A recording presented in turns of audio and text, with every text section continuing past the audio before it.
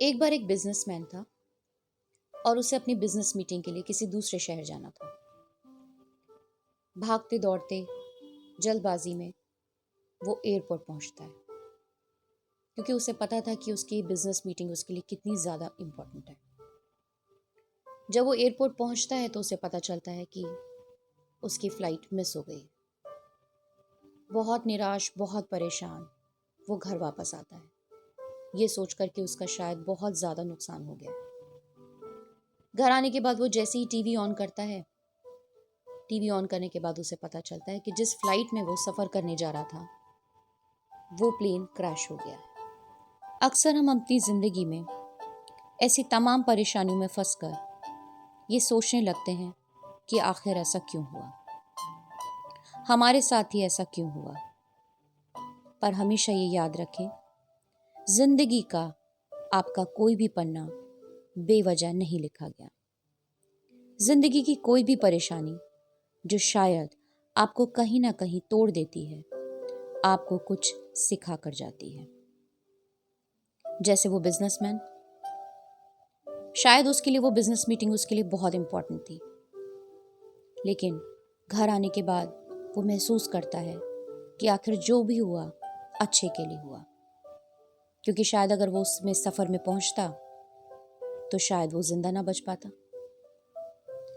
चाहे आपका कहीं किसी का साथ छोड़कर चले जाना हो, शायद आज आप किसी सिचुएशन से जूझ रहे हो।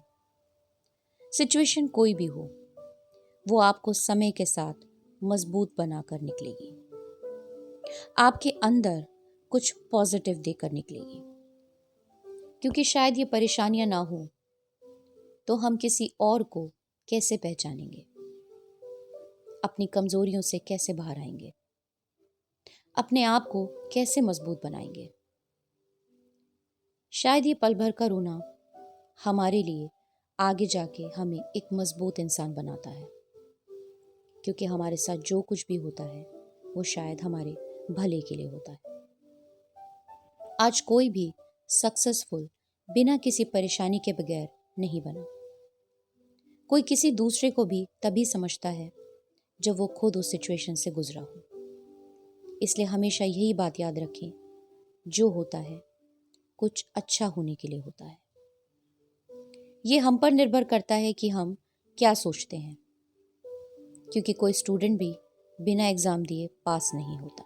आज आती हुई सिचुएशन को देखकर भले ही आप उदास हों, कोई आपको छोड़कर चला गया हो, शायद बिजनेस में नुकसान हो, शायद आपको जॉब ना मिल रहा हो, ऐसे में याद रखिए, जो हो रहा है शायद अच्छे के लिए हो रहा है, क्योंकि जो आगे होगा क्या पता वो आज से बेहतर हो। आपका आज और कल पॉजिटिव चीज़ों से भरा हो। आपका आज आपको कुछ शायद समझा के जा रहा हो, कुछ सिखा के जा रहा हो, किसी इंसान की किसी बात की इम्पोर्टेंस बता रहा हो। इस बीते वक्त के साथ ही हम अपने तजुर्बों को अपने साथ संजो कर चलते हैं। आगे जाकर जब हम अक्सर पीछे मुड़कर देखते हैं तो एहसास होता है कि जो हुआ शायद अच्छे के लिए हुआ। शायद वो ना होता तो मैं आज यहाँ ना होता, शायद मैं अपने आप को ना पहचानता, शायद वो सब ना कर पाता जो मैं आज कर रहा हूँ। हम में से सभी की ज़िंदगी में बीते वक्त में ऐसा कुछ ज़रूर हुआ होगा जिसने आज आपको कुछ नया करने के लिए, नई सोच रखने के लिए मजबूर किया होगा। जो बीता ज़रूर मुश्किल भरा था, दर्द से भरा था, मगर जो आज है वो शायद कल से बेहतर है। कुछ फैसले समय तय करता है, कुछ हम, पर दोनों हमारी ज़िंदगी बदल देते हैं। हर चीज़ में अच्छा ढूंढना सीखिए, अपने आज में कल को मत कोसिए, क्योंकि जो होता है अच्छे के लिए होता है। ज़रूरी नहीं कि आज बुरा है तो कल भी वैसा ही होगा।